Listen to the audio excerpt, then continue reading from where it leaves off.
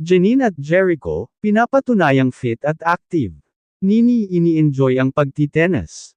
Patuloy na namamayagpag ang fitness journey ni Janine Gutierrez at Jericho Rosales, at ngayon nga, tila mas pinapalawig pa nila ang kanilang aktibong lifestyle.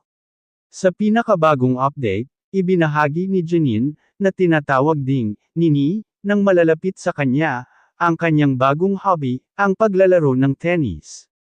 Janine's tennis moment, bagong sports passion.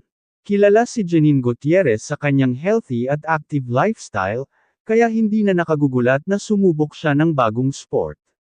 Sa kanyang latest social media update, makikita siyang masayang naglalaro ng tennis, isang patunay na hindi lang siya magaling sa fashion at acting, kundi pati na rin sa sports. Marami sa kanyang fans ang natuwa at nagbigay ng suporta, lalo na't kitang-kita ang dedication niya sa pagiging fit.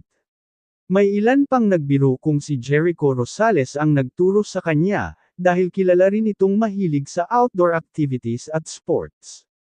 Jericho Rosales, from jogging to tennis. Si Jericho Rosales, na kilala sa kanyang adventurous lifestyle, ay isa ring mahilig sa iba't ibang sports. Noong nakaraang taon, spotted siyang nagjo-jogging kasama si Catherine Bernardo, at ngayon, mukhang unti-unti rin niyang ni-enjoy ang tennis fever kasama si Janine.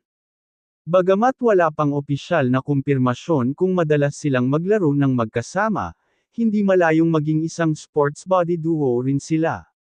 Fans, kilig at supportive sa tennis journey ni Janine. Sa comment section ng kanyang post, maraming netizens ang nagbigay ng encouragement kay Janine.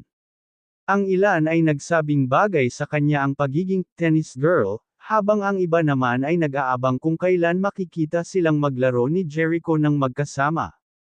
Mukhang walang makakapigil sa Janine-Jericho tandem, mula sa fitness, fashion, at ngayon, sa sports. Ano kaya ang susunod nilang magiging adventure? Abangan natin.